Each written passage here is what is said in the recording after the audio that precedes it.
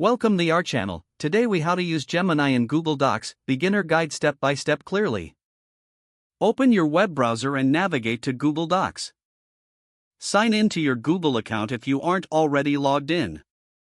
In a new or existing document, locate the toolbar at the top of the page. Look for the Extensions option in the menu. Click on Extensions to reveal a drop-down menu.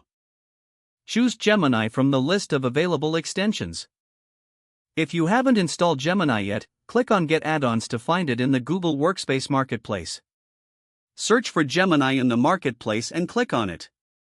Hit the Install button to add it to your Google Docs.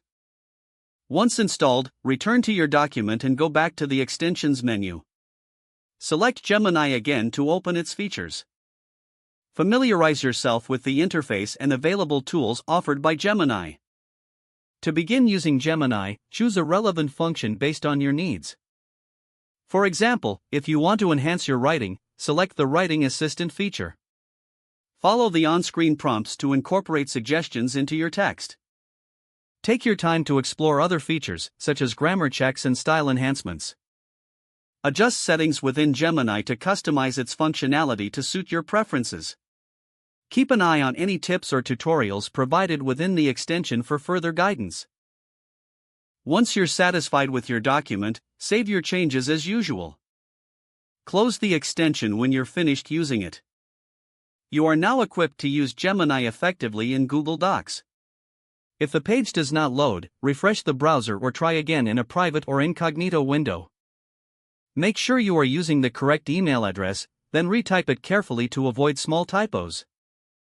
If your password is not accepted, use the reset option and create a new strong password you can remember. Check your spam folder for verification or security emails, then complete any requested confirmation steps. Enable two-factor authentication if available to improve account security and reduce unauthorized access risk. After signing in, review your profile details so your contact information and settings are accurate and current. If you see an error message, note it down and try again after restarting your device and internet connection. Don't forget to like this video and subscribe to our channel for more step-by-step tech guides.